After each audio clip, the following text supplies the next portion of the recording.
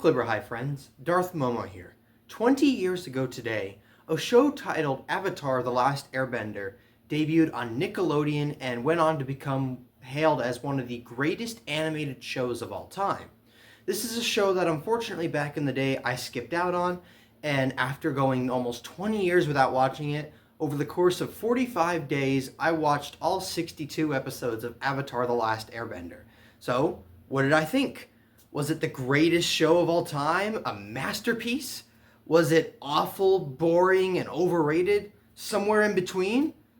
Let's talk about it. I'm going to break it down season by season as I have differing thoughts on each of the seasons, and we'll talk about what I thought of the show overall. So, without further ado, let's start with season 1. Going into season 1, I was interested. I was excited to sit down and watch it. This is a show that I've had friends praise. I know there's a lot of hype around it. And the people that I have known that have praised it didn't necessarily grow up with the show. They watched it after the fact. They watched it when they were older. So I knew it wasn't just nostalgia-tinted glasses that were making them love the show. I knew that they genuinely thought it was good. I had been wanting to watch it for a couple of years or so, and just it was on the back burner, other things came up, etc. So finally I got the opportunity to sit down and watch the first couple episodes. And I came away thinking it was okay. Season 1 is probably what I think is the weakest season of the show, which in an ideal world, that's what you want. You want to get better as time goes on. But I thought overall the first couple episodes were interesting to say the least. The main antagonist, at least as far as season 1 goes, in Zuko, he captures Aang within the first couple episodes, and then Aang is rescued by Katara and Sokka, which I thought was very interesting for an adventure show like this, where you have your antagonist seemingly beat the protagonist, and then the protagonist beats him within the premiere episode. So it made it a little hard to take Zuko as the antagonist and take him seriously, or to feel threatened by him as the season progressed, because he's already been beaten by Aang in a sense. He captured Aang, but then Aang freed himself. So, yeah, and I know some people might say, well, Zuko's not meant to be the main series antagonist, that's the Fire Lord. Okay, maybe as far as the series goes, sure, Zuko's not the primary antagonist. As far as the first season goes, I would more or less call him the chief antagonist. I thought some of the humor was cringe. Yes, I know the show is for kids. I know it debuted on Nickelodeon, not Adult Swim. But for me personally, as a 24-year-old, this humor got kind of old really fast. And because of that, some of the characters were kind of annoying. Sokka was annoying, but that was more so for the humor or some of his quirkier freak-out personality types. Aang was kind of annoying. Aang obviously progressed as time went on. I'll get to that down the road. But to start, and for most of season 1, I wasn't really into the characters of Aang or Sokka. I found them a little irritating, oftentimes. And another big issue I had was the one-off formula. I'm a person who kind of likes overarching narratives or more serialized format in television. I'm a Star Wars channel, so those of you guys who follow my channel know I'm big into Star Wars, and I would equate that with, I like shows along the lines of Star Wars Rebels Season 4, where it is very much a long, serialized season. Obviously, there's individual episodes and individual stories within the episodes, but overall, it builds on top of each previous episode. It's not like the SpongeBob formula, where it's every episode is pretty much its own thing. Avatar Season 1, obviously there's a couple like double episodes in there, but for the most part, it felt like every episode was kind of its own one-off thing, and the only way they were connected was loosely connected with the idea of the overall premise of the show, that Aang needs to learn to become the Avatar in his own power and right, and also just vague references to previous events. It didn't feel like anything was building on top of each other. It didn't feel like there was overall season-wide arcs for these characters. I also felt like some of the episodes were filler too. It just felt like, part of that one-off of like, oh, we have and I know this is back in the day where television seasons more had standard episode counts, but it felt like some of the episodes were just kind of beaten around the bush. They didn't really feel too relevant, or they felt kind of dragged out, like you could have compacted a couple of the episodes, etc. But that being said, there were things I liked. I didn't just give up on the show right away. I found the overall premise and the world building and the lore to be interesting, at least interesting enough to keep me around and keep me interested in what was going to happen. Some of the characters were fun, or at least had fun moments. I wouldn't say season-wide they were fun, per se. But overall, I liked some of the stories, too. And I wouldn't say the season 1 finale was epic or amazing, but it was enough to keep me interested in the show.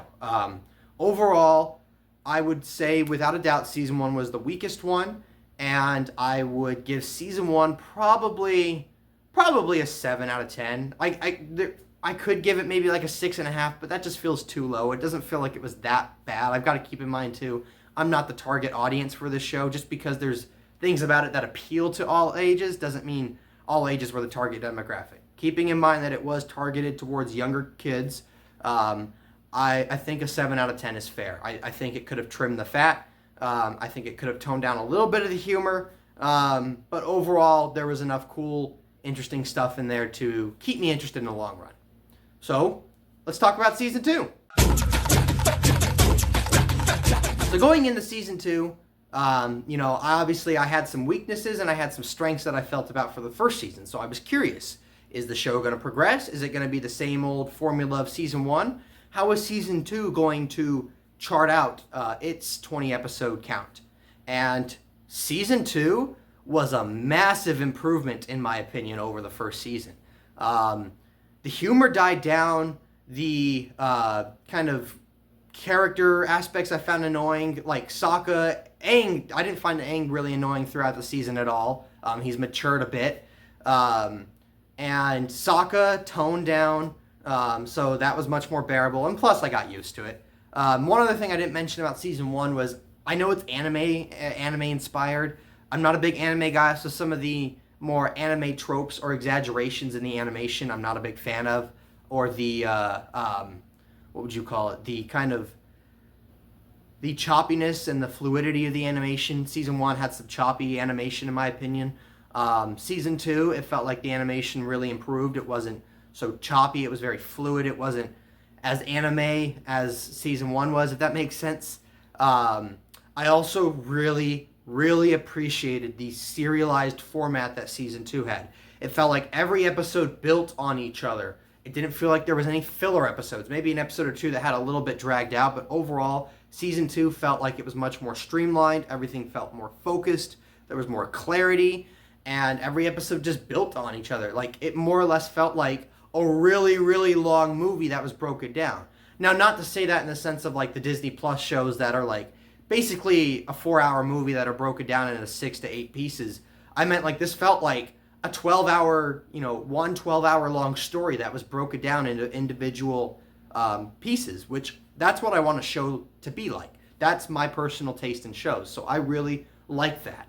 I also really appreciated, building off that the Appa Lost Days storyline, I'm glad that wasn't just a one-off or a two-parter. Like, that lasted over almost half the season. I really appreciated that, and it gave the story more interest and appeal to me. I also liked the addition of Toph. I liked that she wasn't just a one-off character. I liked that she joined the group and she stayed with the group. It wasn't like she was just a season-long character or a double-parter. She was in there from the rest of the show onward. I really liked that, and I thought she added an interesting dynamic. I liked building the cast of characters. There was a couple complaints, though, I did have about season 2. A minor complaint, but I think about this. The library episode, which I really enjoyed. I kind of hated the fact that when Appa disappeared, Aang blamed that on Toph when it was Sokka who was screwing around in the library and caused issues in the first place. That kind of pissed me off, and that got me a little irritated with Aang. But the other big complaint I have about season 2 is in regards to Zuko. Now, I kind of knew going into the show that Zuko was going to be some sort of a redemptive character. I didn't get into his redemption story as much as other characters, like, reference back to Star Wars, since we're a Star Wars themed channel, Agent Kallus, for example, in Rebels.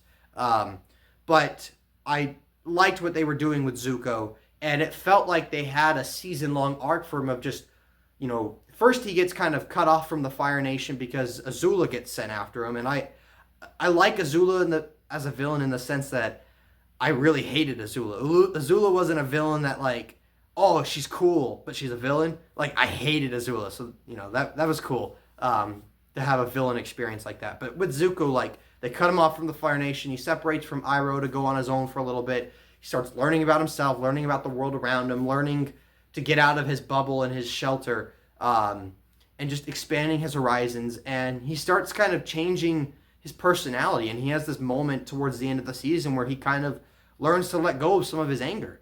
So in the finale, when he has this confrontation with Azula and the Avatar, and he's got to kind of make his decision, it felt really jarring for him to go back to Azula and side with her over Uncle Iroh and Aang. It felt like it undermined the entirety of the development he had in season 2. And it felt like it was just out of character for what we've seen from him over the last several episodes. It didn't feel right. It didn't feel like the natural ending the story was building to. Obviously, I know there's more they did in season 3 with him. But to me, just watching that season 2 finale, that almost actually kind of killed my hype going into the 3rd season. I was really disappointed with that story choice. Overall, I'm going to give season 2 an 8 out of 10. I probably would have been willing to give it a 9 out of 10 if it wasn't for the way the finale played out. I'm okay with a downer ending on the finale, but just the choice with Zuko really just kind of took me out of the story. So now we get to the big conclusion. How was season 3? Let's talk about it. One of my friends that got me to watch Avatar told me season 3 was his favorite. I was hopeful because I was really upset with how season 2's finale played out.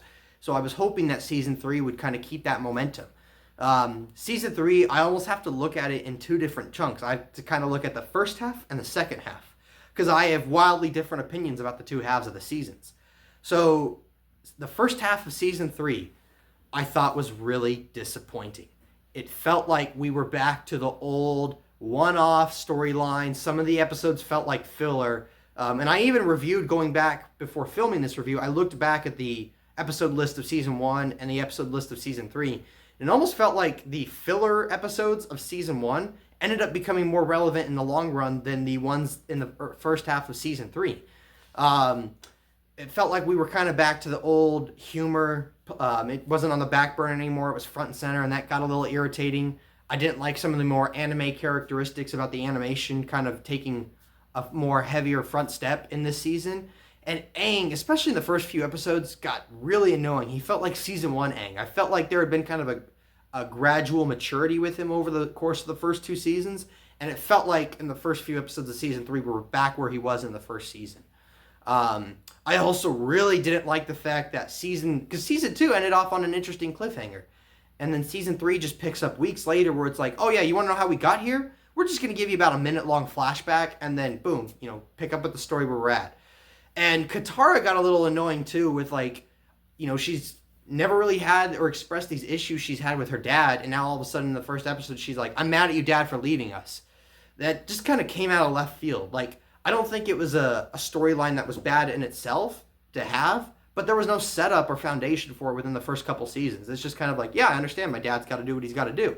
It was just love for her dad. It wasn't ever sort of like, oh, I felt like he abandoned me. And even, there's an episode, too, where, the episode is trying to sell me that there's this conflict that Toph and Katara have been having over several episodes, and now it reaches a boiling point. Except, yeah, they butted heads in the first episode or 2 after Toph joined the crew, and then they've been on good terms since. So it just felt like that was coming out of nowhere. It felt like the SpongeBob formula where it's like, this is what we want you to know going into this episode. This is what we expect you to believe. Now we're running with this for our plot. And the beach episode with Zuko and Azula just felt so tonally whiplashing. Like, all of a sudden Azula, this hardcore villain who's just borderline ruthless that we've been following for the last season and a half or so, now we're going to watch her try to be a high school girl and flirt with boys. It just came out of nowhere, and it just made it harder to take her seriously as an antagonist. Knowing that I'm, watching her try to awkwardly flirt with this boy. We didn't have to go down that road. And then the episode before the invasion just felt like the biggest piece of filler this show has shown me since. It felt like the kind of idea of like, well, we know we want to do the invasion for this episode, but we're not there quite yet. Just throw in a filler episode. And that's all it was. It was just Aang having nightmares. Like, you could remove that episode, because, yeah, he has some anxiety about the invasion, but none of that plays in the following episode about said invasion. So you really could have cut that episode and not missed a single beat. So I was really, especially with how strong Season 2 was, I was really disappointed with how Season 3 started out. That being said, from the episode with the invasion onward, I really enjoyed Season 3. It felt like it found its footing again, and it was just in the final countdown to the finale. Everything was building up naturally. We were in that nice serialized format once again. The episodes were really strong, and I really enjoyed it. In fact, actually, I watched the episode of the invasion, and in the afternoon or so, after getting back from the gym, and then I finished the show. So, yeah, I had lots to love and enjoy about Season 3. I liked Zuko's redemption and how it played out once he redeemed himself, although I will say, as for the ground, heading back to that first half of Season 3, it felt like the redemption storyline was covering similar ground that we already covered in Season 2. So, again, I still didn't like the decision in Season 2, and I didn't like how the first half of Season 3 played with that.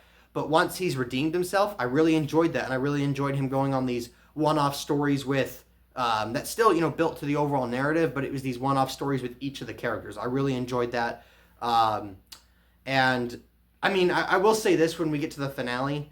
It felt just a tad anticlimactic. I don't know, it was weird, because it's like, I know we've been building to this confrontation between Ozai and Aang, but they've also, like, never met before, and Ozai wasn't really featured much throughout the show, so it felt kind of weird. That like, oh, we're having this confrontation. It's cool. It was fun to watch, but at the same time, it's like, it wasn't like a constant rivalry. Also, too, I do think it's interesting that I know it's a kids show, but that in this high stakes war with death before the story picks up, that throughout the story there's one death, if that, and even then it was kind of ambiguous with Jet. I also want to say too, I kind of had a feeling that Zuko and Katara were going to end up together because of that episode with the fortune teller where she told Katara, she's like, oh, you're going to end up with a powerful bender. And then she told Aang, oh, you're destined to save the world. And there was nothing in his fortune about love.